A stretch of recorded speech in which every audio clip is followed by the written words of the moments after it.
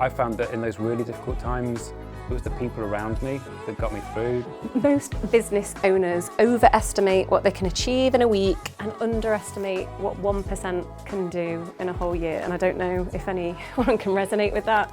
I think I try and do a whole year's worth of work in a week.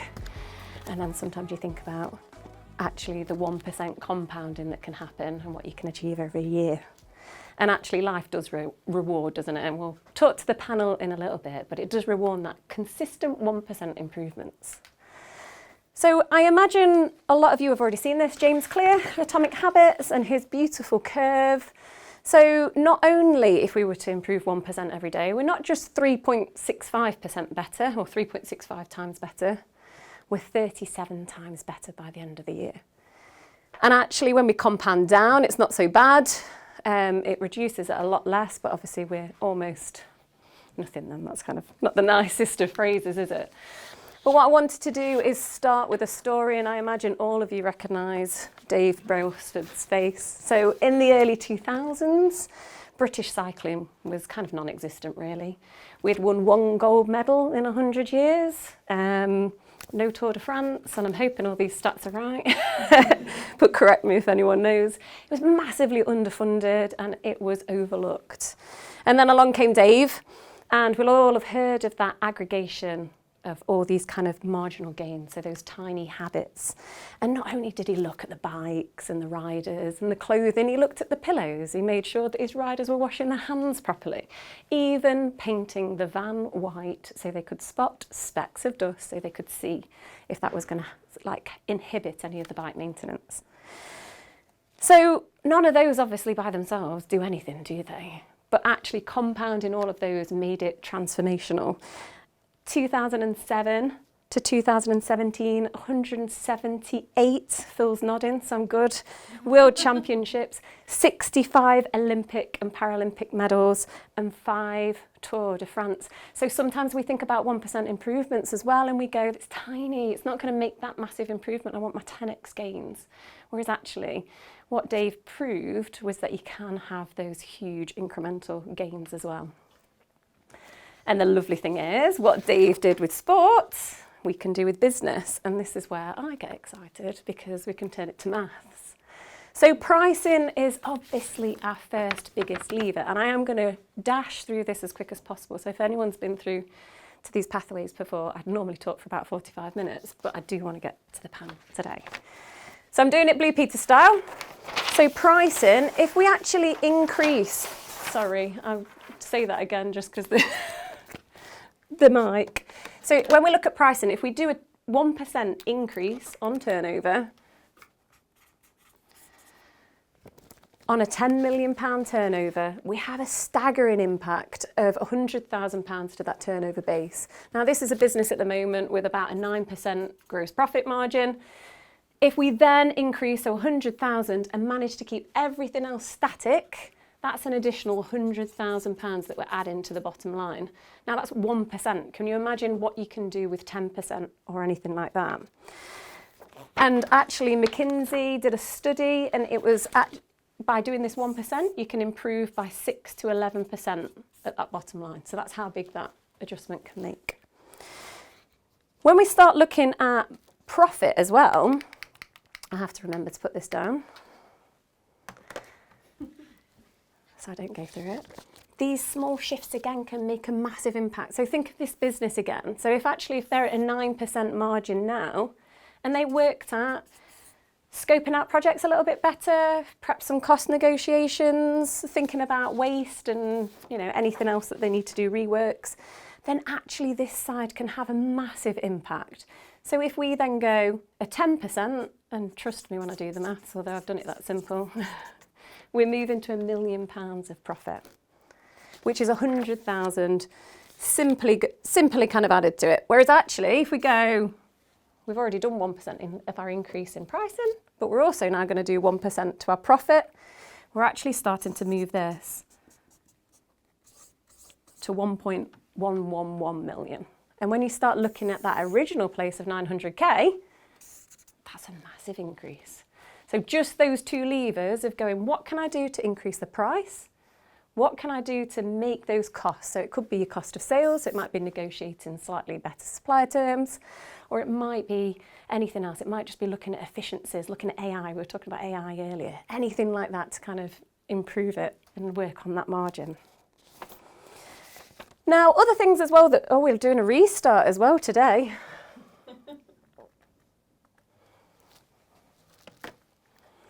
Other things that we can look at as well is retention. So actually, if we're keeping clients for a lot longer, obviously that is going to extend that again. And without doing the maths on the thing, if you have a client that's worth about £2,000 and they last you for 3 years, even by increasing that time, so creating that client relationship that little bit more, you can have that small impact. And even then, so say it was £2,223 a year, which is the numbers I've done, that's a lifetime value of 6,670. But actually, increasing it by 1% only makes a £70 difference, but that's one client. So if you've got 150 clients, that's another 10.5 grand that you're adding just by nurturing that relationship that little bit longer. And the Harvard Business Review found as well that improving retention by just 5% can massively increase your profits by 25% as well, sometimes even 95%. And then, because obviously we've all heard turnover is vanity, profit is sanity, but cash flow is reality. Something that is a great thing to start looking about is actually going, how long does it take for us to collect our cash? So actually, if we've got £1 million turnover business again, and they're taking, and we've got £82,000 of debtors, so that's how much customers owe you at the end of the year. When we start looking that over the £1 million, this means that they're paying at 30 days. So if we take this is your debtor days. So they're paying us in 30 days. Whereas if actually we can reduce that down by 29 days, so just one day, we have like £2,700 of extra cash, which just flows up your cash even quicker. So what I'm trying to say is all of those in together, and clearly different numbers and different situations, but the compounding effect, we're getting cash in quicker.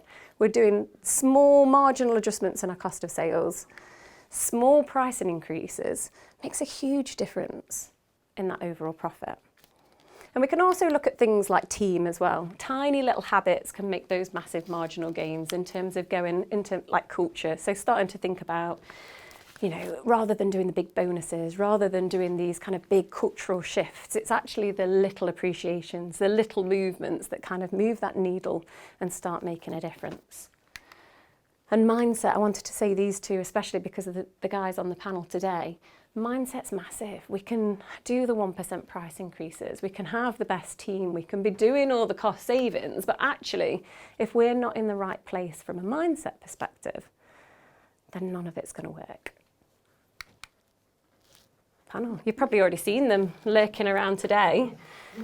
So can I invite the panel up? And sorry that I literally ran through that, but I wanted to spend the whole 45 minutes talking about how you can apply these both in sport and learn about the journeys, but also, come on. There you go.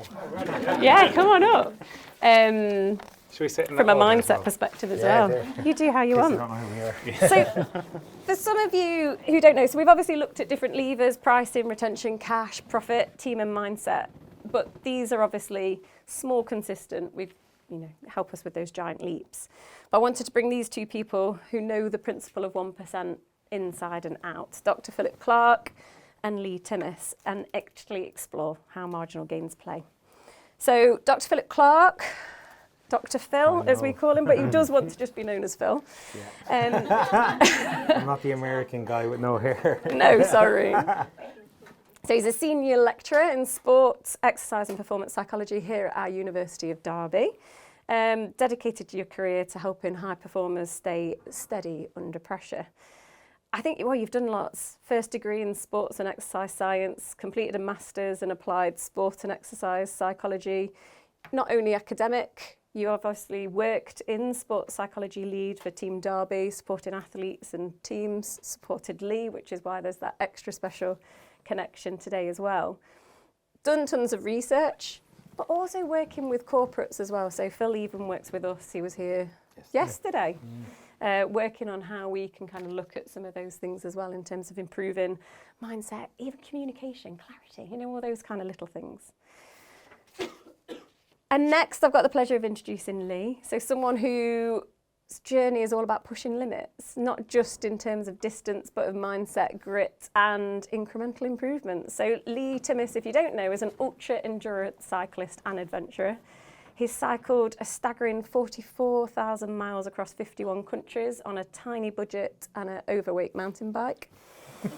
He holds the world record for the fastest cycle across Europe, beating the previous record by over a week.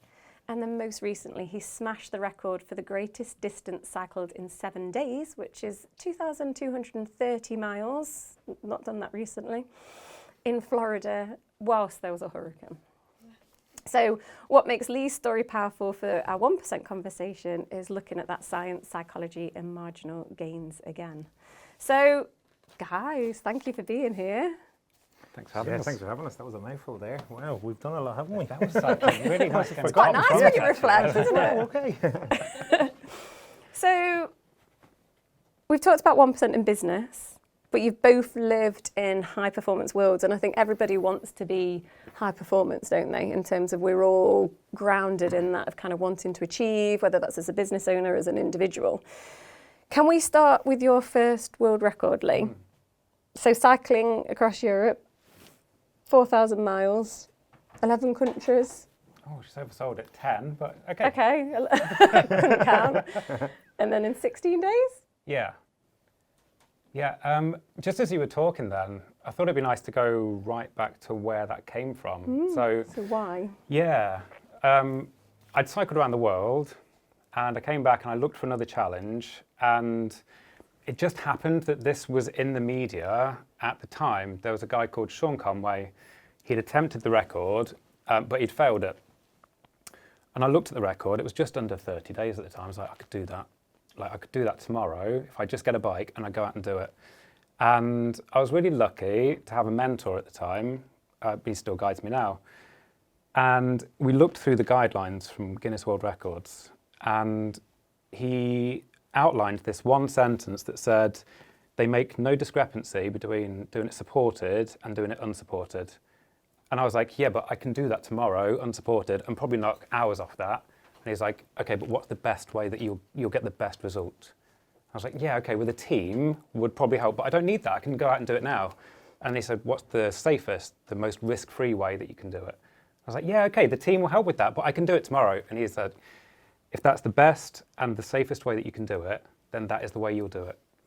And what could originally have been a project that was maybe £5,000 and a bike turned into this project that was a year's preparation, £50,000, a team of elite sports science experts at the university, a road team, all the logistics of planning it. But what I could have originally done was maybe knock a few hours off, or found myself dead in a gutter at the side of a road in Europe, turned into breaking this record that at the time when we left was 25 days. And we took that down to 16 days, 10 hours and 45 minutes. Like the gains that we made, and that was all through that year that I spent with Phil and the team at the university, looking at every area that we could break this down to get those marginal gains. So if you want to start digging into that. So what were those? What were those 1%s that you think made the difference? Well, it was across everything. And I think we can dig into some of the priorities later, because Phil and I worked on some stuff that I definitely pushed back on in the beginning. And I think a lot of entrepreneurs and business people would do the same, because it doesn't add up. Like in my mind, I was like, I need to work more and work harder. And that wasn't always the case. But going right back to the beginning, the team that we built was a physiologist, so improving my body's ability, which was marginal gains, and in those small increments all the way. Every day you're going into the gym, you're doing one set of reps and then increasing it every week, and gradually you make these small improvements. Like you don't notice it from one set, you don't notice it from 1 week, but when you've trained for 4, 5, 6 months, you're a different person.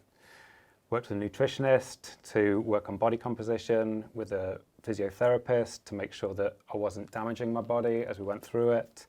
And then a huge amount of the project was around mindset and around the performance psychology. There was a really interesting line that I was told right at the beginning of the project. Unfortunately, it wasn't from you, Phil. It was the physiologist. When I was actually putting up a fight against working with Phil, he was like, oh, you've got this team around you, but who's your performance psychologist? I was like, oh, I don't need one. Like, I'm not going to fall in love out there. I'm not going to be having arguments and stuff. Like, it's just about my legs and my heart, right? And he said, you could be the fastest cyclist in the world on the start line, but it means nothing unless you've got a mind that's strong enough to get you to the finish line. And that was the whole project for me from that point. And he was resistant to a lot of things. Oh, yeah. I think we can go through some nice arguments. I was just about to say, is there some like behind Yeah, the there was one scenario I still remember. We were talking about sleep, Mm-hmm.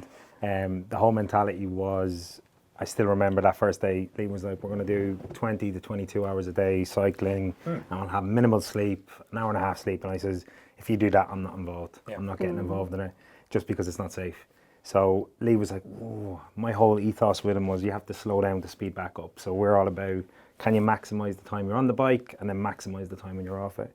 And I don't do this all the time. I printed off, I think, probably about 10 to 15 journal articles, went through them, highlighted my rationale for all of it. And before my session with Lee, I just planted it down and I said, just have a quick read and tell me what you think. And that was almost the start of, okay, maybe Phil knows a little what he's talking about. It's not just him, there's other people here. That started to build that element that actually we did it in such a different way to what others have done it. But you have to get past that initial resistance because change is hard. And any time you change, even the smallest thing or the biggest thing, there's that natural resistance to us of, I don't like that, it's uncomfortable. And once you can move past that and understand it, that's where you can bring those 1% gains in massively. And just before we go on, I think it's important to realise we didn't just do that for the world record. Like, that was all the way through training. So I'd have business meetings that I wanted to go to or emails that I wanted to write at night. And the priority through preparation and through the world record was you get your 8 hours. It was 7 on the record, but 8 in practice, in preparation, 8 hours of sleep every day. And that came into so much. Like, it was amazing. I initially thought, well, that's going to compromise me all this time.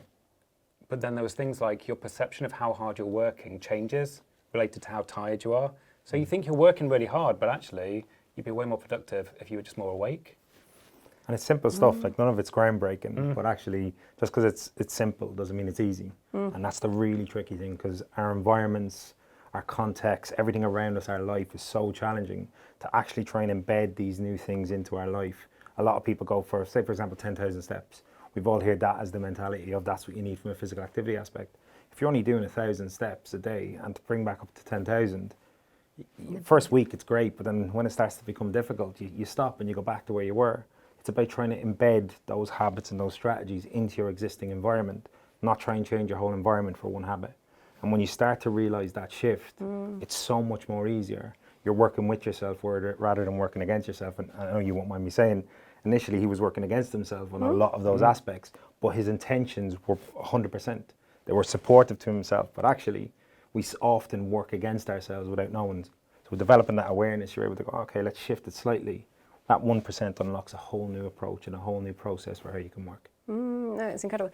And it's interesting. So you were almost kind of going, no, I don't need the sleep side of things. Was there one, though, that you kind of went, this was the hardest one to implement? I know What which one do it you was. go? Actually, I want you both to tell me what you think the 1% was that was most difficult to I remember our first, when we were talking about, my big thing is understanding your why. If you have a really clear why, it helps you to get the right process for the how. Yeah. And I said to Lee on the very first one that we know from the evidence base, and I've done some endurance stuff myself in the past, that you're going to be emotional. And Lee went, I won't. And I was like, okay. And I kind of made note of that. And he was like, no, my emotions will be fine. And blah, blah. I was like, okay. And it was that bit of, we're not going to touch any of that. And then throughout the training and throughout the process, you got to a point going, this is actually quite important, Phil, isn't it? And I was like, No, it was way more dramatic than that. It was, Lee thought that, no, they set me up. Like, so the team put together this idea. They told me I was going into the human performance unit to do an endurance threshold test. And it's just this white room, it's a lab with nothing in. They emptied everything out. There was just a static bike in the middle, and they made me ride it for 4 hours, and every hour the resistance increased. And there's a long story of all the things that start going through your mind, of the discomfort and the repetition. And then a few hours in, I was like, oh, I should be better than this. And I shouldn't have compromised that bit of sleep, that hour when I was writing an email, or I shouldn't have eaten that biscuit. It wasn't on my diet program. Into the 4th hour, I'm near my threshold and my heart's racing through my head. And I start going really into it, and I'm thinking about all the injustices in my life and the way my parents treated me, and I should never have been in this position, and what's made me get to this point? And I started to think, I just need to stop this. And there was the physiologist in the corner working with a student, and I just kept looking over thinking, as soon as that student goes, I'll get this finished. And the student didn't go, 10 minutes passed, they weren't going. This cyclone is going through my head of all of these emotions, and after 3.5 hours I just exploded. I was like, what are you doing over there? What's more important than me? Why can't you see how difficult it is? My blood lactate must be through the roof, my heart's going over, blah, blah, blah. What are you doing? And I'm hitting the handlebar, and there's blood going on the bike and where they've been taking samples and stuff. And the physiologist said nothing. Mark just walked over, turned the resistance down on the bike and walked away. And it doesn't take long. It's like minutes, seconds maybe, to realise like what's happened. And from the outside in that room, people had just watched a 35-year-old man ride a bike for 3.5 hours and then have a tantrum out of nowhere. Like, I had just gone through 3.5 hours of gradually increasing pressure, and it was like this endless stream of thoughts and experiences in my life that had all come together. And I think that actually we all go through that. Like, there is this gradually building pressure in every workforce, every environment, in the family, in the home. And sometimes we just don't have an outlet for it. And that's what happened then. Nothing happened from that point. Mark just walked out the room. I was like, oh my God, what have I done? And we debriefed a few days later. And these guys, they turned around and were like, there's no such thing as an endurance threshold test. We just made that up to get you in there to see if your physical ability matched your mental ability. And physically, we can prove that you could have done that for another 2 hours. But mentally, that's how much work we've still got to do. And that is when I realised how important that emotional regulation was. And it wasn't just to be cruel. There was method to it. The reasoning behind it, and I made sure that we took everything down that was distracting or that could give him a focus. And I told the physiologist, don't engage. Take what you need to and move out. Just move away from it and carry on. The reason behind it is that because of what Lee was going to be doing on the road, there was going to be periods where the van wasn't going to be near him. It was just him, the bike, and the road. And we had focused on these 4-hour segments of time that Lee was going to push at certain thresholds. So it was like, can he master staying in control of up here when there's no one else to support that? And there's often things that happen in our life where we go, there's people trying to support us. And one of the things I often, you probably all said, I wish I knew this earlier. And the reality is, would you have listened? And you almost have to go through that challenging experience to appreciate the purpose of the lesson.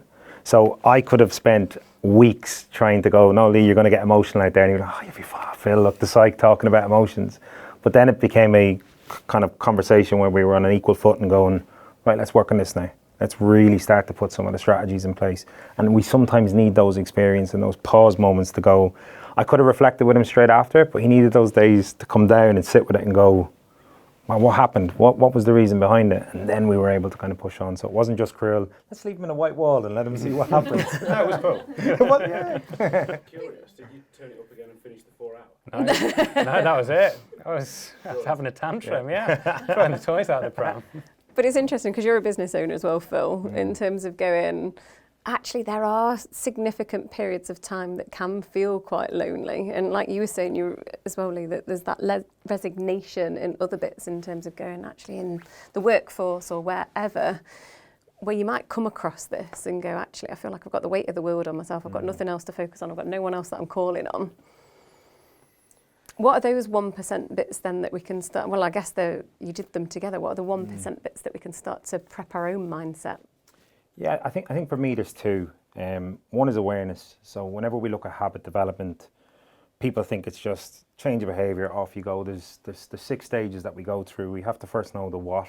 You know, the what and the why behind what it is we're trying to do and why it's important. The second thing is the how, and we think, right, once I have that, everything's easy. That's actually the easy bit. And there's loads of information you've probably seen with stuff Bev has done or you'd read out on the internet of lots of these wonderful things. the next 4 stages are very independent to you and your environment, which is then what are the things that are the barriers to you? What are the situations you need this new habit? What is the thing you're trying to change, and can you have something that's going to help remind you? And what's the response you're trying to do? And that's all very personal, so you need to have that awareness. And then the second thing is we are very good at overcomplicating things. We overcomplicate, and it's just simplicity. And having real clarity on that and having something that you can fall back on. So even when we were working on the project, knowing what his why was, we went through an activity called The Onion, where I kept asking him why, and he'd give a reason for why he wanted to do it. And I go, okay, but why? And you were kind of looking at me a little like, what's going on here? And then we got to the root of it. And when we found out what that why was, that's really simple. It was only a few words, but that why is then, okay, we have what that is, and that's clarity. So that is when you can pull back into it and in those moments, because your world, when your environment's changing and things like that, going back to, well, what am I doing this for? What's my main reason? And if you have that awareness and you have that clarity, you're able to get back on track. And that's when you're able to progress. I don't know what you'd say on that, Lee. I think it's really nice actually that my why was nothing to do with the world record in the end.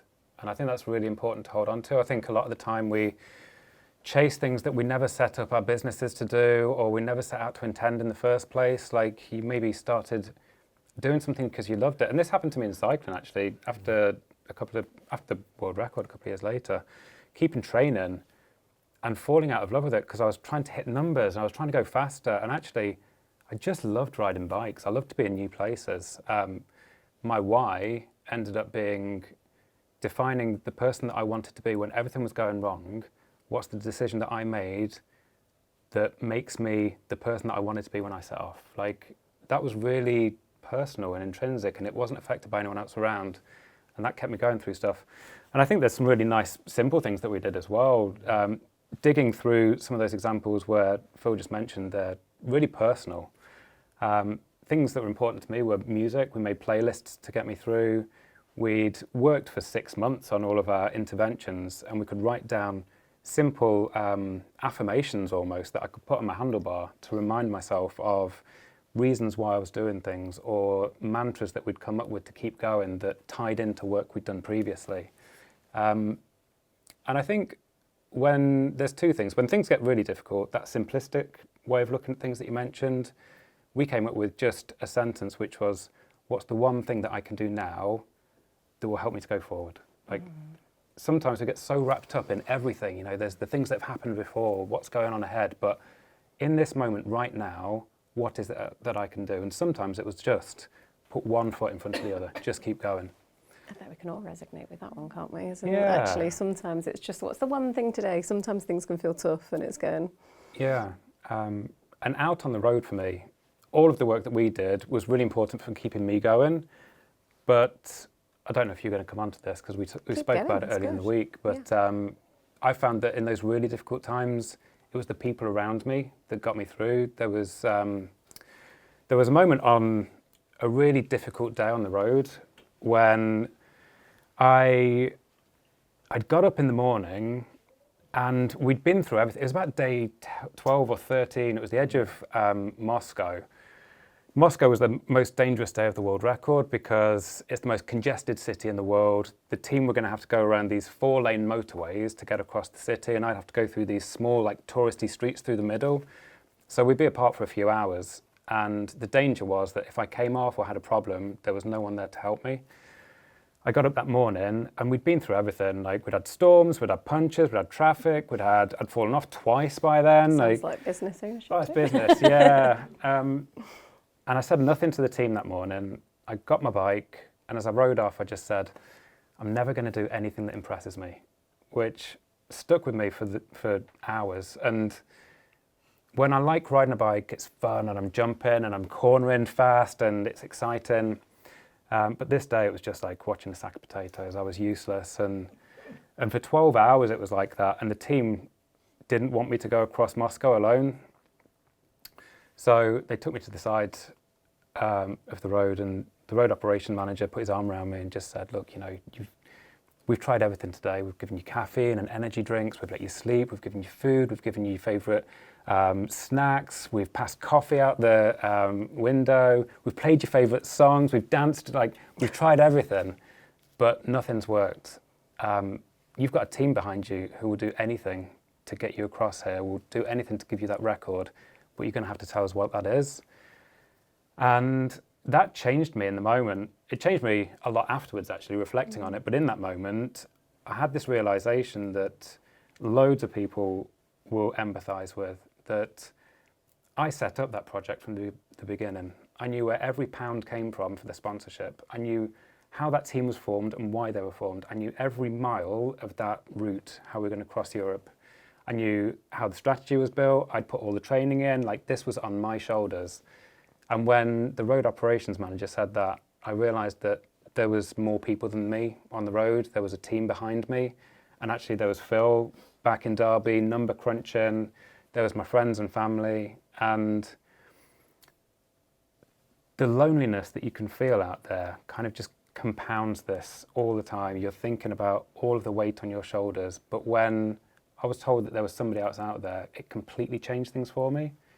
So I think that's a huge thing for me. And framing like my own mental health journey as well, I very rarely notice the changes in myself. It's when people from outside say, you know, you seem a bit quiet recently, Lee, is everything all right? You can really get so dug into your own rut sometimes that you don't look outside of it. And that was really important. And it's actually on that. That's one of the most common sayings in the UK is, are you okay? But we use that as an entry into a conversation. But actually going, no mate, you seem a bit quiet, is everything okay? Yeah. You stop and you go, oh wow, yeah, actually. And then you unpack it. But we just truck on when you don't need to. And you again, it's connection is key with everything, even high performance, the person behind the performer, every aspect. We're social beings, so it's that connection piece and having the right people around you at the right time. But that's it's a really British thing though, isn't it? Where we feel like we've got to hold the whole weight of the world on our shoulders. If you're a business owner, you're doing it, it's your responsibility, and you kind of forget to sometimes look around the people that can support you. There was something else you said there, and I was like, oh, I liked that as a link as well. And it's actually being able to ask for help or discuss or seek someone that's done it before or surround yourself with other people, and that you have got a team to fall back on and you have got other people championing you. I mean, the amount of podcasts that we've done where people haven't told their spouses about the financial pressures that they're feeling under because they feel like they've got to keep the house, they've got to keep, they've got to keep everything. It's exhausting. So I know this is from like a cycling and a world record, but God, this relates so much as well to a lot of the conversations of a lonely, Well, what we talk about, and you won't mind me saying, is that like we create, like my whole process is that you've got the person, the performer, and the business, and they're two different things. So as a business owner, it's trying to differentiate what is your problem, what's the business's problem, because even as a leader or as an owner, whatever role you have in it, owning and doing are two different things. What do I need to be able to perform the best I can do? But if this is a business problem, then let's use the team to solve the business problem.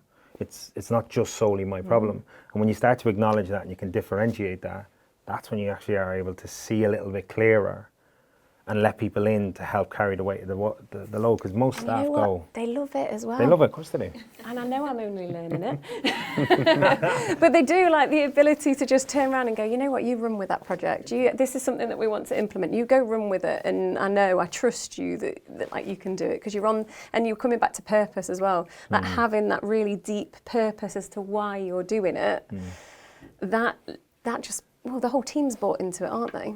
Well, they have ownership. There's a stake in it, that actually the fact that they're involving me in the direction of the business or the project, everyone then takes that level of ownership. It becomes something that's a bit more than just, I turn up at 9, I go home at 5. It's actually, I'm part of driving this vehicle forward. And when you actually, at whatever level, if you bestow that opportunity onto people, they give back tenfold, because it's that level of trust. We know that if people feel trusted, I would rather take, and we know this from all of the high performance teams around the world, you would rather take someone who is a less of a performer in terms of their output, but you trust them more, as opposed to having someone who performs better but you can't trust them. So that trust piece comes from developing the connections, developing the relationship, and that comes with time. So even that 2-minute opportunity to check in on someone is building and strengthening that trust, that then when you need them, they're there. Yeah, and that was what it was. It was that social connection. It's funny, isn't it? As social creatures, why do we then try and isolate ourselves? Yeah. Crazy. So there's lots of 1%, so nutrition, sleep, time on the bike, but in the right way. all that kind of thing. So no, was there any ones that were harder to implement for you? Others that came more naturally? We can go right back to what you just mentioned then, actually, because working with other people, it was the same thing through preparation as well. And I don't know if you remember, towards the end of preparation, I got to this point where my to-do list was about 3 or 4 pages long. And I came into one of the sessions with Phil and it's like, I just don't know how I'm going to be able to do all of this. We've got 2 weeks left and look at all of this work. And I think I was I was anxious the whole year, actually. Like, I'm certain I was really anxious when I came in. And you went through things with me and started to break it down into things that could be delegated or that just didn't need to be done. And that opened up a lot for me. Like, the preparation team were quite open to helping with stuff. I know that you took some of those actions away. So a 1% gain straight away. And a lot of the gains were around freeing up my time so I could focus it on developing my talent. That was a lot of the work that we did. Do you remember in the beginning, building this idea of the lifestyle of an elite athlete? And it came down to, I'm sure it's your terminology, being the best at the things that require no talent. I need to put a little trademark next to it. That's a philism. But it was really basic stuff. And it's stuff that you can do so easily. It takes no time. The organisation one was a great one of mine, where I'd turn up at the university for a training session without a heart rate monitor, or with one shoe, or a dirty t-shirt. No.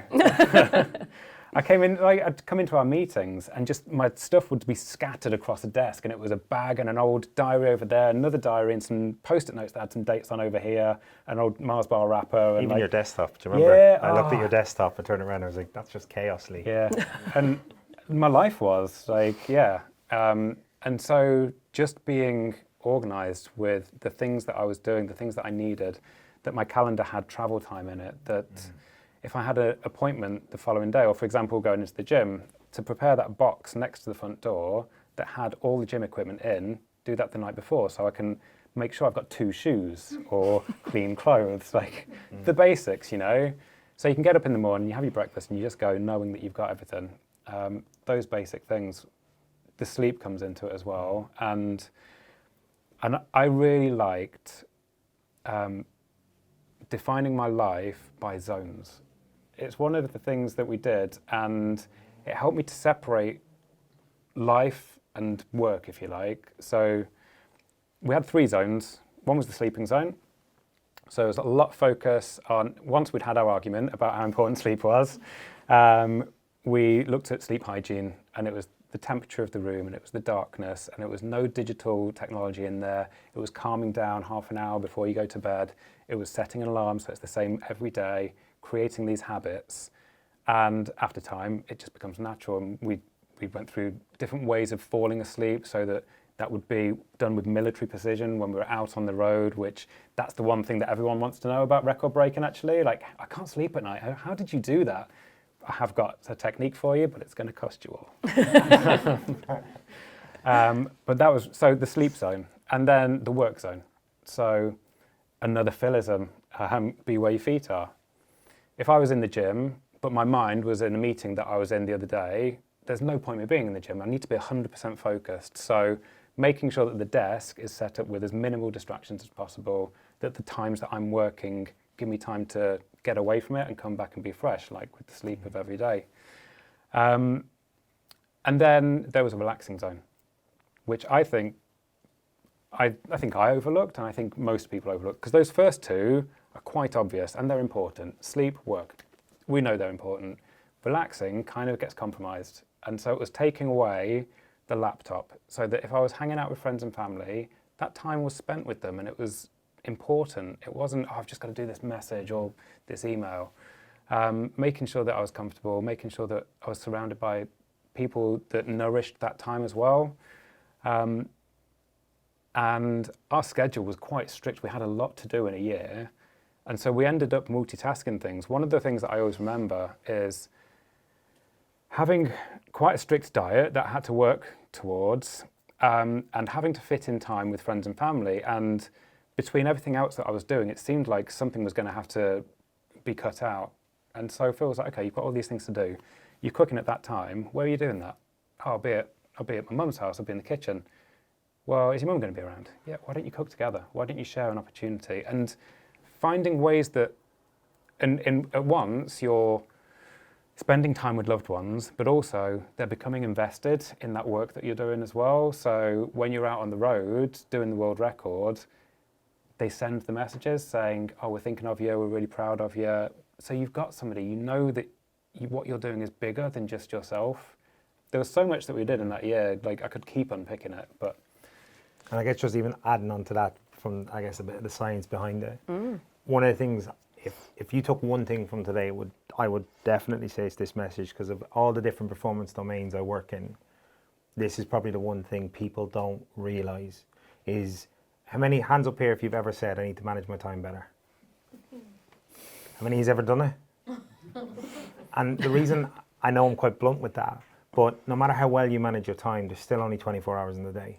So our whole concept around time is problematic. So if you look at your calendars, 9 to 10 I'm going to do this, 10 to 11 I'm going to do this, 11 to 12 I'm going to do this, you've managed your time beautifully. The problem is you haven't managed your energy. And it's that element that, get rid of time management, focus on energy management. Because if you can actually be more efficient by getting things done in 6 hours, 5 hours, stop worrying about time. The UK is very problematic in that we feel productive by how long we spend sat in here, sat on the desk in front of our computer. It's just a silly way of doing it. It's a good intention, but it's problematic. So the things we worked on there was the slowing down to speed up. So what things give you energy? So focus your time around that. Where's my recharge points? What can I do to, one, charge the battery, and then two, make my battery bigger? And if I can do those things, suddenly I'm way more efficient without worrying about, I said I was going to get a task done from 9 to 10 and I didn't do it. You'll find another time. It's get into the habit of being efficient with the time you have available. That's where you're going to see the habit stacking. That's where you're going to see your return on investment. That's where you're going to see, actually, oh, wow, I got an awful lot done today. Why? You slept, you came in with good energy, and you finished the day really buzzing. But most of us finish the day going, I didn't look at my calendar, oh, I've got to move these 6 things now onto the next day. That's where your relationship with time versus energy becomes problematic. And that's what Lee was initially, time. And we just changed it into energy. That relaxing zone allows you to thrive in this zone. I mean, we've even worked on that as well, Yes. haven't we? And I've even done that where there would have been a point where I could have had a headache or I've got something to do. You just churn through, because that's the mentality, isn't it, of just getting it done, and then you can rest afterwards. Whereas actually I'm so good now at going, right, I need to go and take the dog for a walk, or I need to go and do something that's actually going to refill, exactly that, recharge the battery, so that you're ready to go and actually get it done a lot quicker. It's surprising, isn't it? But it's easily overlooked. Is there anything you saw then, Phil, in Lee when you were looking at some of those 1% improvements that you were like, that was a bit of a turning point? For me, probably the thing that from the very start, where we seen the initial challenge, was around that emotion side. Yeah. And that's not because Lee can't control his emotions. It's just we're human beings and we're emotional creatures. We have emotions. So we have emotions, who knew? And unfortunately, social media is fantastic, but there's an awful lot of news and weather out there around the element of you have to be emotionless. In order to be emotionless, you have to feel the emotion, beat yourself up for feeling it, to then try and shut it off. So it's just a nightmare situation to be in. Is instead of butting against your emotions, learn to cope and manage with them. So like anxiety, pressure, these are natural things that we experience, and a lot of times people come to me and say, can you get rid of it? And I almost challenge back to go, well, actually, let's stop worrying about getting rid of it. What can we do to still function with it? Can we cope with it more effectively?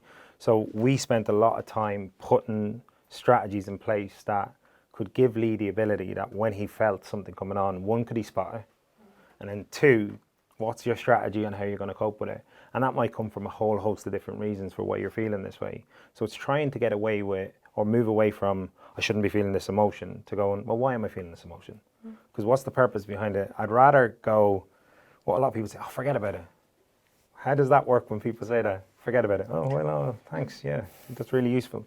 But actually, it's understanding, why am I feeling this way? And then tackle that, because that's where you're going to get the return. So we spent a lot of time trying to understand his beliefs and then give him the strategies that when he was on the road, it's not that he wasn't going to feel emotions. He definitely was, and he definitely did, because he was pushing his body to his limit. It's can he go that little bit further? And I smile because we've got a early years intervention in terms of it's emotional swimming lessons, isn't it? We all send children to swimming lessons, but actually helping children develop that. Can you imagine if we were taught all this when we were younger, and actually we come into adulthood and you would never have needed to have a tantrum because you would have already nailed it. But I'm afraid I find a reason. I'm afraid we're already there. So you had a very clear purpose of running into Europe, like the tour over Europe and what you did. When you got to the end, because you got that purpose, how did you feel at that point? Oh, sorry. No, this is good because I spoke to Lee within probably 20 minutes. Yeah. Minutes after, and what he expected to feel and what you did feel. Oh, yeah. I thought I was going to be the king of the world. I thought it was going to be, yes, like, you expect to become like these heroes that you've aspired to be like. Like, I'd looked at people who had cycled around the world and climbed Everest or sailed oceans and just thought, if you can do that, surely the rest of life would never faze you. You must become like superhero. You'd be amazing. And I got to the end and I achieved something amazing. And it was a really strange one. I was kind of disappointed because I was still me, but now I was me with a world record. And how can that, like, I'm the same guy that's struggled with all of these things and I've had tantrums and like all of these different challenges that I've faced and the aspects of myself that I don't like, they're still me, but I've achieved this thing. So it was a strange kind of dichotomy to sit between these emotions of I've just broken a world record and I'm still me, and yeah, it was odd. And I sat with that for a little while until I came back and we had a debrief, and this was one of the things I would never have done before as well. Like, I just used to rush almost on impulse and drive to go, okay, well, I've done one thing, now what's the next? What's the next world record? What's the next achievement? And Phil was like, Lee, what's the point of doing anything unless you look back and reflect? Like, we need to do this. And I'm really glad, thanks very much. Like, that's what's helped me to reflect and understand what it is that I went through. Phil, I don't know if you still do this or whether it was just a unique one for me. Thanks so much. Not the hug. You gave me 3 questions to think about in reflecting on whether it was a success or not. The first one was, did you do your best? The second question was, did you hit your limits and push through? And the third one was, what did you learn? None of those questions were based on how much time did it take to cross the finish line. Like, did you beat the other person who'd done it before? It was just based on the things that I could manage, the things that I could control. But also your why. Yeah, exactly. And I remember as we were going through it, like my natural reaction when you asked, oh, did you do your best? I was like, well, no, because on that day I had that problem. I could have done better than that. And it's like, no, in the situation, with the knowledge that and the experience that you had then, was that the best that you could do? And it took me a while to step back and realize that, yes, that was actually the best. And now I've learnt more. Like, yeah, I could go back and do better. But for the second world record, we called it Lee version 2.0. Like, every iteration, every time you do something, you're always learning. And it's a really nice journey to be on, actually. It's taken me a long time to enjoy being on it. And you go through stuff and people will think that you're going to be perfect when you've achieved this stuff, and it's not. It's just another iteration, and you go around again and you learn something new. And we ended up creating this Batman's utility belt of different psychological interventions, and every time you go around, if it worked, you add it to your belt, and if it didn't, you've learned. And it's not failure, it's just a lesson, and you go around again and you do something else. And I think that was the biggest thing that I learnt.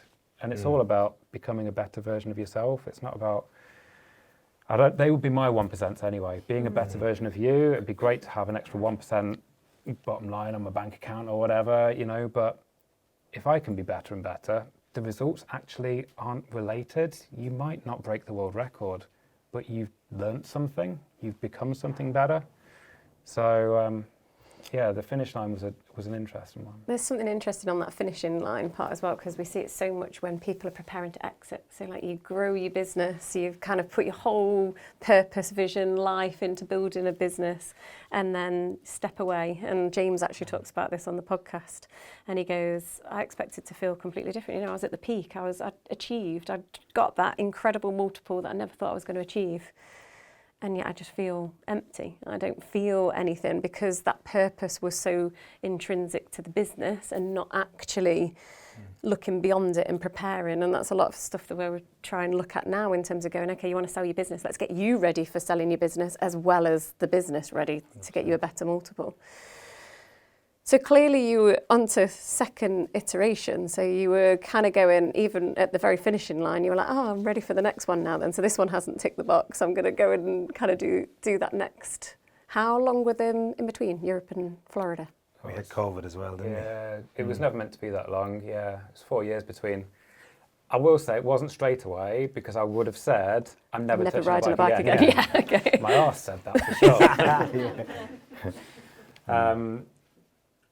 But coming out of the first one, the lessons that I learned, so I've got the world record for east to west or west to east across Europe. There's a partner record that goes with it, north to south, which I looked at and I was like, well, all of those lessons that we've learned, they will transfer directly to the other one. It's slightly different geographically, but it's similar conditions, it's similar distance, I could build a similar team.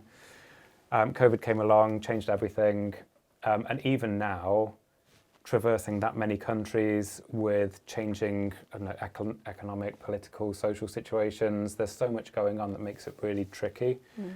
So I looked at a record that I could do that was about duration rather than distance. So that's what took us to the 7-day one. Yeah. Wow. So how did you start the preparations this time in terms of going, so you were like, well, I know it all now, so why did you kind of... Had I grown up by that point? I don't know. Am I yet? It was. I think in those scenarios, it's then how do you use that lesson? So often, and I know I spoke with Lee about this, and I speak with the athletes all the time. Is we often look at experiences as good, bad, or indifferent, and I think what we just want to look at is try and take away the outcome on it, and just look at it as an experience. And oftentimes what can happen is you get an experience and then suddenly it's like a rock that you place on your shoulders and you're suddenly carrying that around with you. So the first world record, brilliant, I smashed that, I now have to smash the second one. Or what we see with Olympians is that, brilliant, right, I got a gold, I have to go back and go again. And it's like, hold on a minute, you're now adding more weight to it. It's trying to go... You're not the underdog anymore. Exactly. So the analogy I try and use is that with each experience, it is this rock. And I'm either going to place it on my shoulders or I'm going to place it on the ground as a stepping stone to elevate that next version. Nice. So it's trying to, what we spent a lot of time talking about was, and it was a very different tack the second time around, was him understanding where he's seen his blind spots in that performance. And then go, okay, brilliant, let's bat on to that while enhancing what was already done in the first. So we had an already elevated program, and there's no point comparing against it because it's a different terrain, it's a different world record. So we spent a lot more time the second time focusing on gratitude. So can you be grateful in the moment? Can you have it that as human beings we hate being in the present because the present is uncomfortable. It's the bit where we're sat with our feelings, we're sat with our emotions. We rather live in the past and go, that was horrible, or that was amazing, I'm going to live there. Or we go, well, this could happen, this could happen, this could happen, and it just makes us worry. To go, can I sit in the moment and be happy with it? And we see this with what Lee mentioned around that, getting to the finish line. Has anyone ever heard of the Olympic blues? So you win an Olympic gold and you come home and you feel depression because you start to realize all the sacrifices. You get into that mentality, and I'm sure we've all done this as business owners, and I've done it as well. I'll be happy when. Why does it have to be an outcome? Can we just, what am I happy with now? So getting you into the habit of that, going, right, how can I enjoy the moment and go, this sucks, it's horrible, but you know what, I'm doing what I love doing. It's painful, but left foot, right foot, left foot, right foot, and then you start to appreciate it. We only have 4,000 weeks on average. Yeah. Which is pretty scary, isn't it? Sorry about that. As we get older, that time doesn't feel such a nice thing. So you're right, isn't it? We're always kind of so ingrained and almost perhaps, I don't know where it comes from, but actually going, I'll be happy when I achieve. And Dave's podcast, he went up the corporate ladder. He was kind of going, actually, I want to achieve the status, the car, the house, the family, the badges.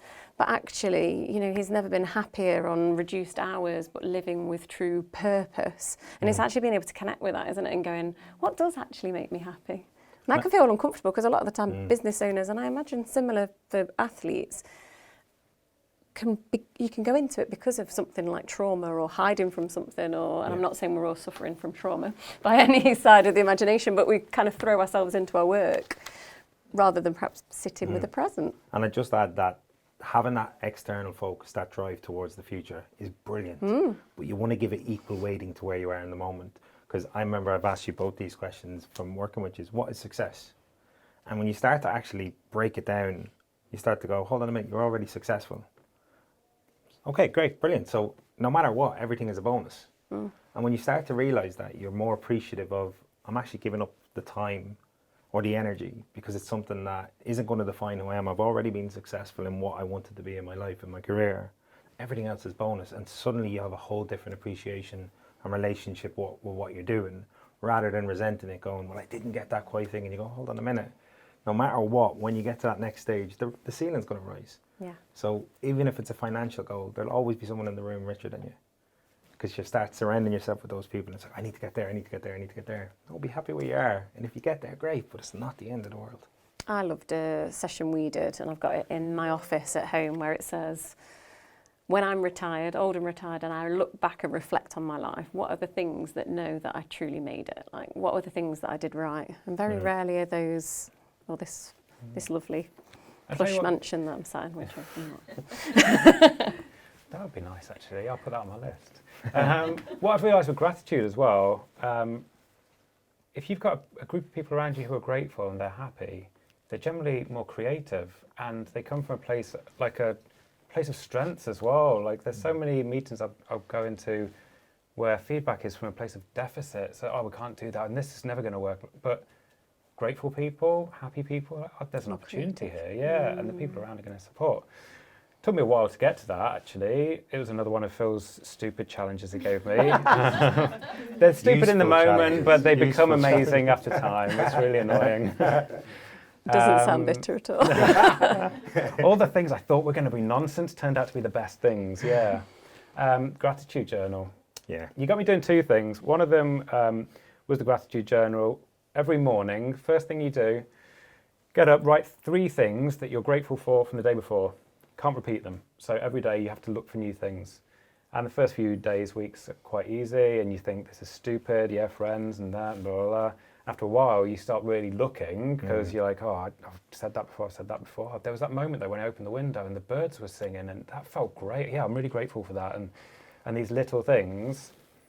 And 2 things happen. One of them is, it starts to become you. It takes time. I think it probably took 2 months of me going, Phil, this is stupid. Why you get me to write these things in the morning? But then you find yourself doing the washing up in the evening, and you look out the window, and there's just this natural, like, oh, that's beautiful, instead of, I'm doing the washing up again or whatever. You start to change the lens you see the world through, which was brilliant. What else was I going to say about that? About gratitude, happiness. There's 2 things There that was, made you do. Otherwise, can I talk about Florida? Yeah, go for it. Oh, yeah, I tell you what. Right, so day 1 of the world record, there was a filmmaker out there with me. And at the end of day 1's recording, I go, one of the big parts about this project is gratitude. No matter what comes along, I'm going to be grateful, and I'm going to show great gratitude for it. On day 2, a hurricane is coming in, and the team turn around and like, Lee, I don't know how to tell you this, there's a hurricane coming. No matter what happens, we're going to get you through this. And the filmmaker just turns around and goes, you remember yesterday when you said you're going to be grateful for everything? Oh, no. But I was a different person on that record. People notice it in the recordings from the first one and the second one. Again, it's just another iteration. It's the version 2.0. You keep changing. Yeah. So sorry, I had to put in that gratitude bit to tie the bits together. I mean, we all have a hurricane come by every now and again in business ownership, don't we? Yeah. What were the 1% then that you feel were different from, Europe to Florida because now you're facing a hurricane as well. Yeah, And why the hell did you carry on cycling?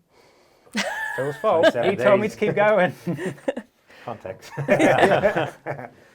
So we were the second time round. We'd made a load of gains in the first world record, but there were others that we could start to tune in, fine-tune stuff the second time round.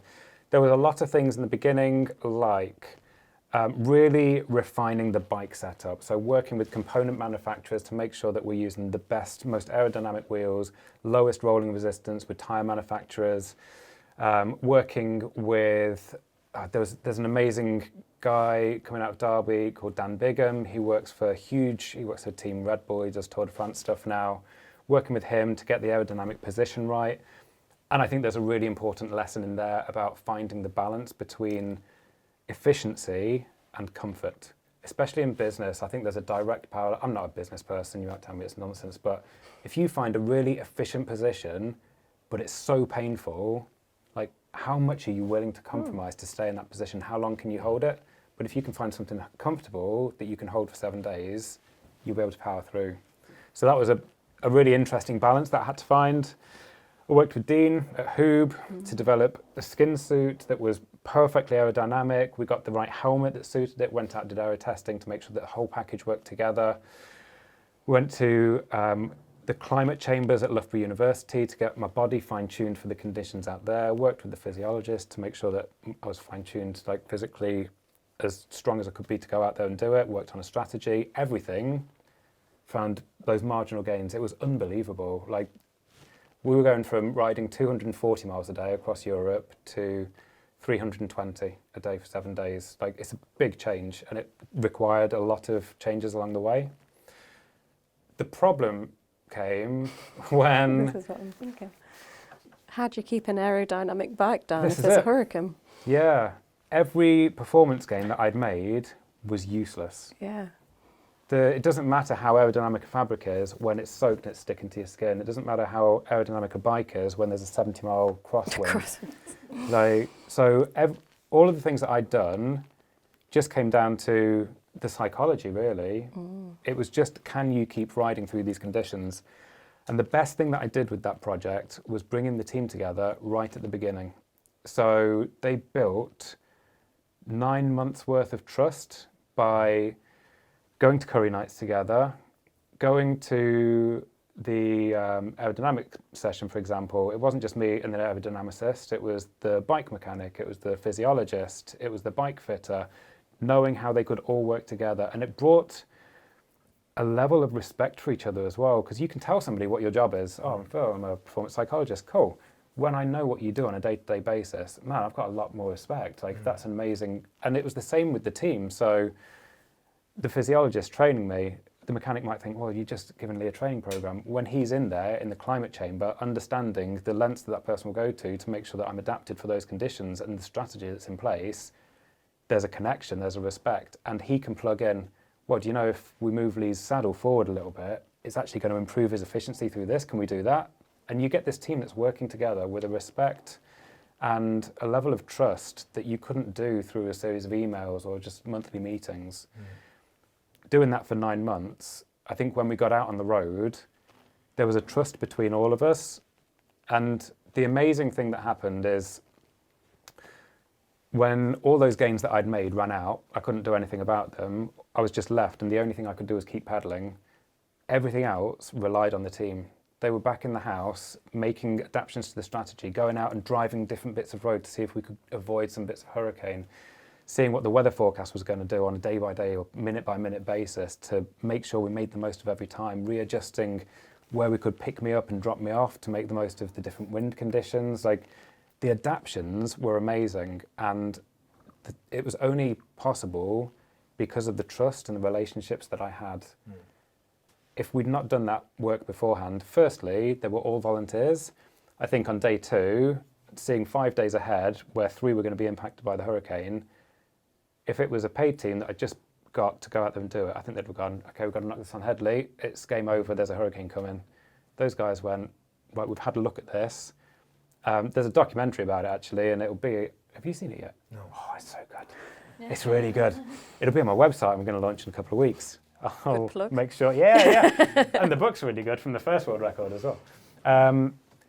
But there's this moment when, before they've spoken to me, they get together and they're like, the main priority now is that we can go to Lee and say, there's a hurricane coming, but it's not going to impact us. Like, we can get around this and you're going to be okay. And the first thing they did was come to me and say, we think that Wednesday's going to be wiped out. And so what we're planning to do is break the 7-day record in 6 days. Like that, their mindset alone was fantastic. And it just left me to, if they could put me on the bike in the right place at the right time, all I had to do was pedal it. And I don't think you would have had that if it wasn't with the first one. You know, when you No. were trying to carry the whole project by yourself. Again, just shows how you use the experience and being able to hand it off. So yeah. So as a psychologist then, when a business owner is going through this storm instead, how do you help them keep perspective when they're wanting to scream? Yeah, Stop. I think the hardest bit is, it's almost like firefighting. If you're in a burning building, don't question what's caused this fire, why is it on fire. The goal is to get out of it. Reminded me that I've not done fire exits. No fire alarm expected today. Fire exits are marked. Is looking at, right, what's my strategy to get out? How can I navigate it? And then start to reflect back. So I think one of the key things is, in the moment, oftentimes we can react to the environment when actually we want to respond. So it's taking that moment to go, okay, the situation's the situation, I can't change that. And lean back into, right, what is my next step? What can I control? What can I influence? What have I got no control over? You sometimes hear, if you can't control it, don't worry about it. Don't listen to that. We all It's worry. about the way I try and look at it is a 70-20-10 split.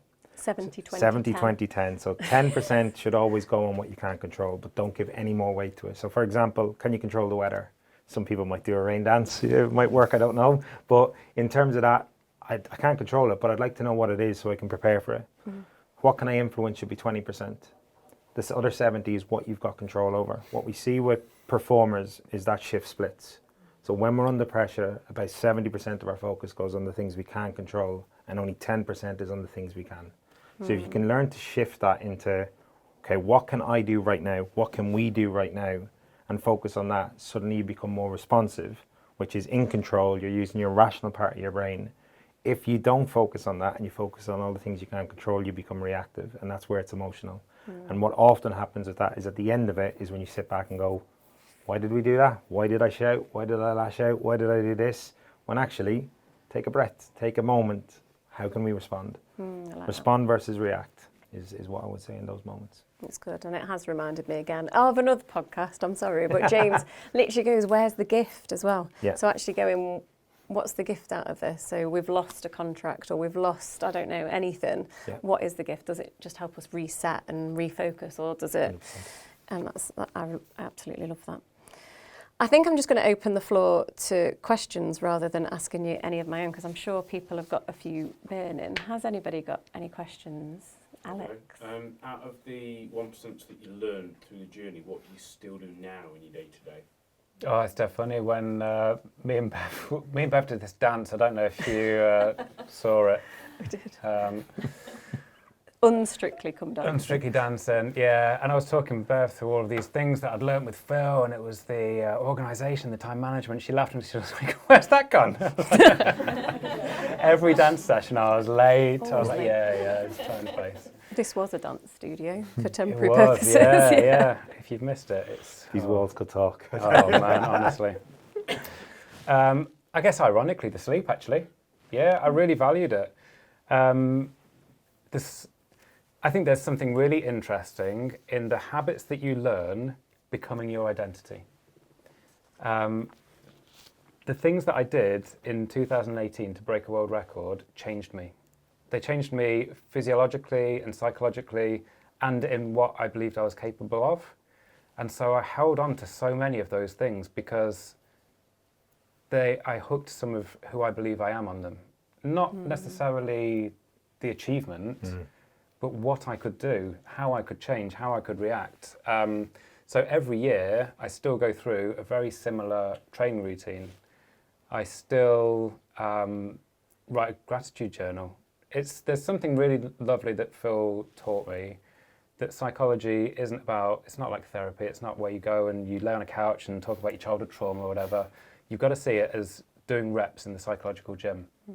And when you do that gratitude journal daily, when you do that training in the gym, you become stronger. You develop a different lens to see the world through. And definitely when you stop doing it, like I'll get fed up a bit and other things will take priority, and I feel a change in myself. And I realise actually there's some things that I need to go back to and revisit. Maybe how is my sleep? How is my diet? How is that gratitude journal? What are people noticing in me? So yeah, there's some bits that have really stuck with me and they've become who I am. And that training, yeah, that's really important to me. And I can use it for different things. Sleep training and gratitude day. Yeah. You know why I was trying to fly through my slides now, don't you? Because Lee and Phil, when they're talking. Can you imagine what our sessions were like?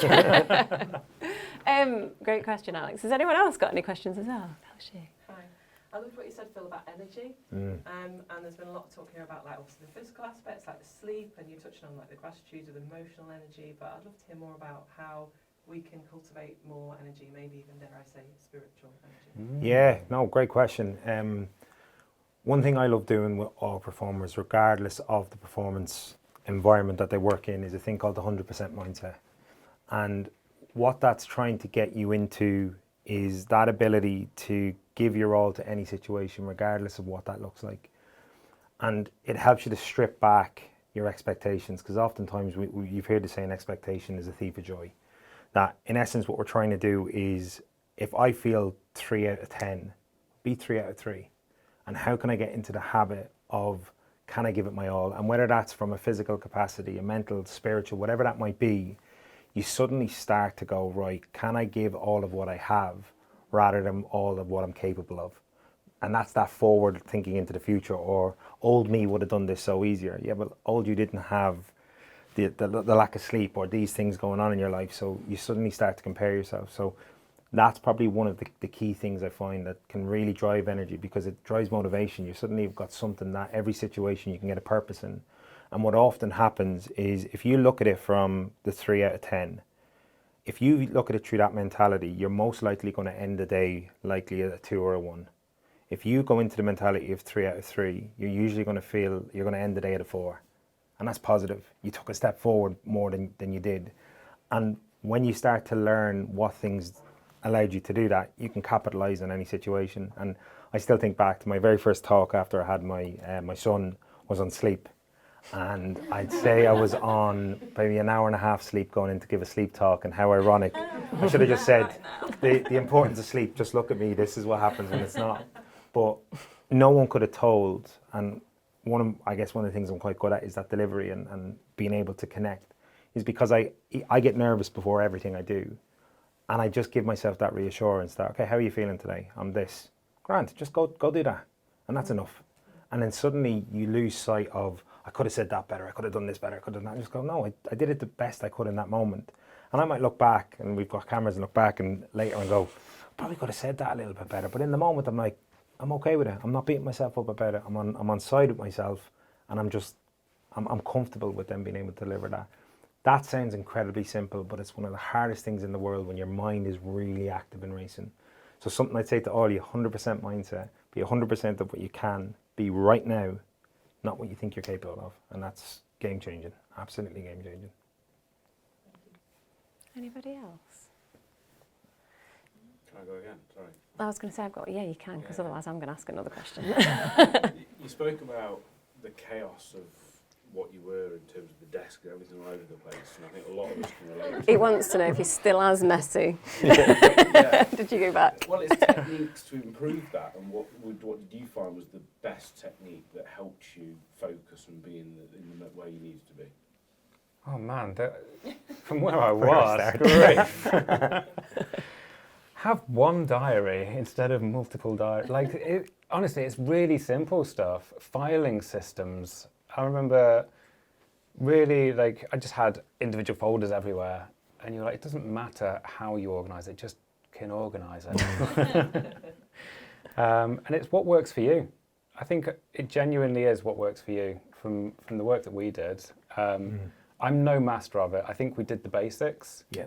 Anything that we could tidy up in my life to focus the time on the things that I needed to do. And I guess that would be different for every person. Yeah, like we see this with athletes, and I think sport is brilliant because it's the shop window of human performance. You can't imagine any other industry where you'll have 80,000 people watching an athlete and they've never done that and they go, you should have done that. Why didn't you do that? Why didn't you do that? Imagine if you were writing an email and like, oh, they put an exclamation point there. Why did they do that? But actually, I think the really key thing of what we tried to do was help you to see what you need to prime yourself for high performance and what you need to help come down from high performance. And oftentimes what I find really effective for any performer is the 15 minutes of how you start your day and the 15 minutes of how you end your day can be pivotal on how you're going to be able to switch off. So one of the things we did was around that one diary of at the start of a day, even just identifying, right, what's the 3 things that would make today successful? Let's focus on that. And at the end, properly reflecting on it and not going, I didn't achieve those, because sometimes your day will change drastically. To go, okay, well, what did I achieve? And you might then go, actually, well, I didn't achieve those. That was a terrible day. But actually, you achieved all these other things. I caught up with a friend who I haven't caught up in ages, and I really value that. So you can then start to use these bits of how can I debrief the day and how can I set up for the day. So brief for it. Like oftentimes debriefs are a really big thing that I talked about. What about the brief? What about the start? So being able to have those structures in place from an organization, you'll help to gain a bit of clarity that actually, do you know what? I am a bit chaotic, but it might work for me.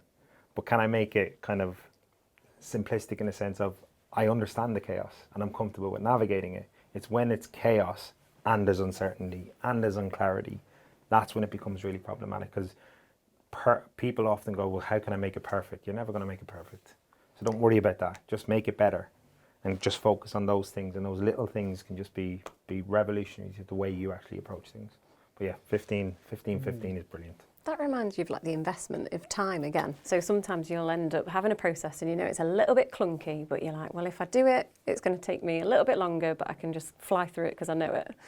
Whereas actually if you spend that, even the hour, and shaving off those 5 minutes then every week thereafter are huge. And it's sometimes being able to take that step back as well and go, maybe even looking at, okay, where am I in terms of organisation or what have you, and going, what could I do to improve and how do I shift back? What it's really about is priority. Because oftentimes it's not that you don't want to do it, it's you haven't prioritised it. Yeah. And when you start to realise that I need to prioritise this, that's when you can focus the energy on it, not the time. That's why recording your time is incredible as well. Actually having a little black book and going, right, where am I spending my time? What can I delegate then? What can I get rid of? What can I delete? I know. Do you remember we did one where I asked Bev for a month to just don't do anything different, just record your productivity over those periods, and then you sit back and look back at it, and you go, oh my God, there's a trend here between the different things I'm doing. So then you can start to put things in place. Probably about time that I do that again. Yeah. Is it about, sorry, No, I was about about to- leaning into your own cycle of your body, like actually in the morning, I know that. Yeah, that's what we've talked about a lot. Forget it. Yeah. Just forget it. 100%, and I have no shame in sharing this story. Before I had my son, I was very much an evening person. There's pictures of me at the university, and this is on recording, so this would be great, where I was asleep under my desk in the morning, because I'd come in and I'd have to be there present in it, but I'd have a little nap or I'd be doing things and not beat myself up. My PhD thesis was close to 100,000 words, and I wrote, I would say 75 to 90% of them between 6 and midnight. So I didn't feel bad that others were being productive from 9 to 12 and I was chilling, or sometimes I go, well, I'm going to Alton Towers for the morning. And because I knew I would catch that back up when I was in my productive time. So it didn't be, I need to be there from 9 to 5. It was no. If I did that 9 to 5, I'd miss out on my most productive hours. And I probably, between 6 and 9, I would be more productive in those 3 hours than I would be in the whole 9 to 5. So I'm going to lean into that. And it's understanding how you work, understanding the things you're uncomfortable with, and just lean into them a little. I'm not saying dive headfirst into it, but the more you can get into the habit of leaning into the discomfort, you will learn so much more that you won't get in a book, you won't get from a podcast, and podcasts are great, don't put it wrong, but you won't get from those sources. The best thing that you can ever learn from the best teacher in your life is experience. So use it, because if you don't use it, you're going to just be in a constant cycle of never learning and never developing. And that's the really key thing. That's what we did with Lee was I'm going to give him some of the experiences so he can use them now. But when it comes to the performance zone, great, I know what I need to do. Rather than, oh, this is the first time this is happening, what am I going to do? But it's so ingrained in our whole ethos, isn't it? Like office jobs 9 till 5, or business owners, you graft in 7 till 7 or whatever it is, and it's just trying to rip the rule book on that and listen to your body a little bit and going, actually, I know if I do go for that walk, Rebecca's got a question. If I go for that walk, then I'll be more productive. Create your own rule book, yeah. Phil, if Lee was female, would you have done things differently? Just in terms of like, Oh, good question. women go through different things physiologically, biologically. I probably would have had to do a bit more, and I've got obviously female clients in endurance sports and other things like that. I probably have to understand more around their cycles, their periods of when they're kind of really energized and the bits where it's really problematic and when it's challenging for them, and it's helping them to understand of, let's make hay when the sun's shining, and in those other periods, 100% mindset. And I think part of it is developing the self-awareness piece, and I think that's a really big one. Like, one of the things I was quite surprised about, and obviously I'm a male, so I have no experience of kind of those aspects of, well, actually, what does your cycle look like specific to you? Because I didn't even realize, my wife is a psychologist as well and researches on women's health. When she was talking to me about these different cycles, I was like, oh my God, as a man, I had no idea. No idea. We could put that one as an exit. you then start to appreciate the I guess the personalization of each process. We know from, say, books, the biggest selling genre is autobiographies, because people like to learn from other people. But it's actually then going, great, they're nice things to have. Let's look at you and your past experiences. So look at the last month. So even if you were going to lean into it, I would have probably went, right, let's use a cycle of a 4-week, 5-week period, and let's just map that out. Let's map that out and try and capitalize in the periods when things are able to be capitalized on, and then just manage and get through those other periods. So I think, yeah, that's probably how I would approach it differently. But again, it's just, again, looking back on what the goals and aspirations are too. Yeah. What would you say are the key things that you recommend to really embed those new habits and, I guess, break old habits? I keep thinking about the leaving your gym clothes by the front door. I go through these phases, I think, right, I'm going to hang my outfit, I'll hang it up, it's ready to go. Morning goes great, day 3 or 4, I've probably forgotten about that, I've gone back to brushing around like Heather's chicken in the morning. So how do you embed them? So the one thing I will say, the misconception, you don't break habits. So your pathways are there. So for example, if you look at smokers, they might have never smoked for 10 years, but as soon as they pick a cigarette up, they go back into those old habits and routines. So it's not like we break it and get rid of it. It's about replacing it with something different and trying to create that level of automaticity that it becomes more natural in what you're doing. Consistency is king with that, in terms of being able to continually do that. The real challenge is, depending, some research came out around looking at habit development and when does a habit come, and we've heard all things from 10,000 hours, 2 weeks, 6 months, you can throw any timeline out. What we found was, depending on what the research found was, it can take anywhere between 18 days and 253 days, depending on the difficulty of the task. So it might just be a case of, you might have this aspiration for a habit.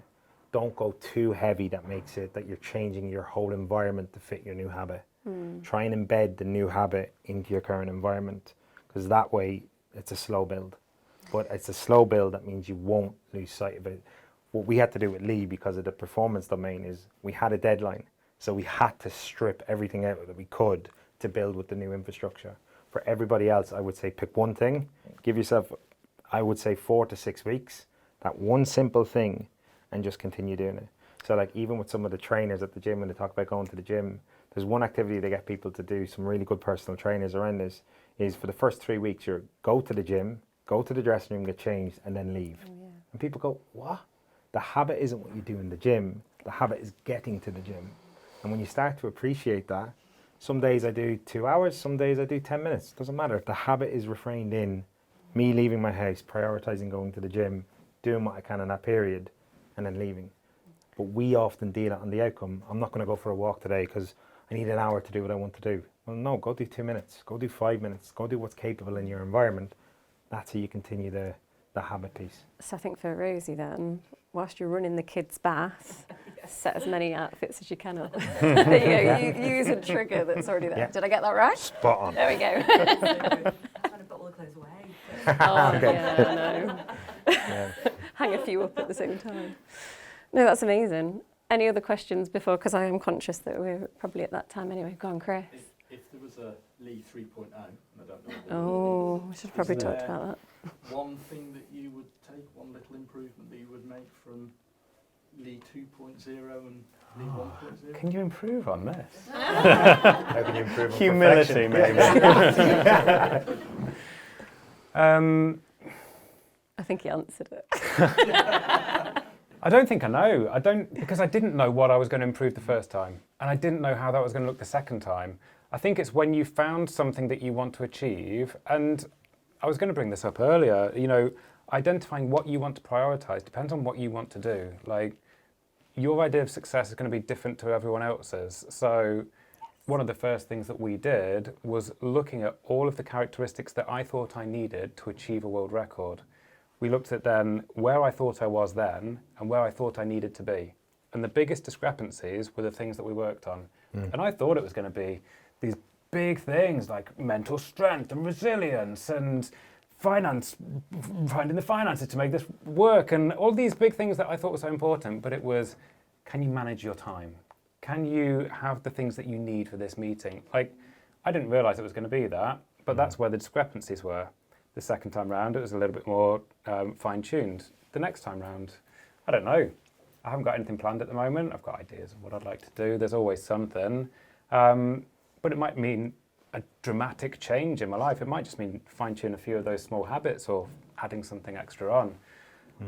It really depends, where I want to take my life.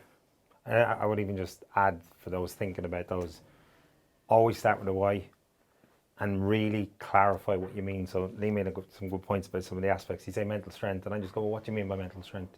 How would we know if we were going to measure it in 6 months' time that you've achieved what you have? Because if we don't do that, what mental strength means in 6 months' time is very different to what it meant at the time of writing.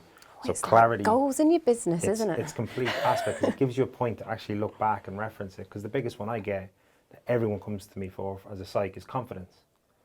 And they go, I don't have any confidence. And then we look back at where they were a year ago, and I'm like, well, you're a whole different version of where you are right now. So very simply, what you can ask yourself, and I love using scaling as a method to help us in the moment of, if 0 was the least confident I've ever felt and 100 was the most confident I ever felt, where am I right now? Whatever that number is, it could be 65.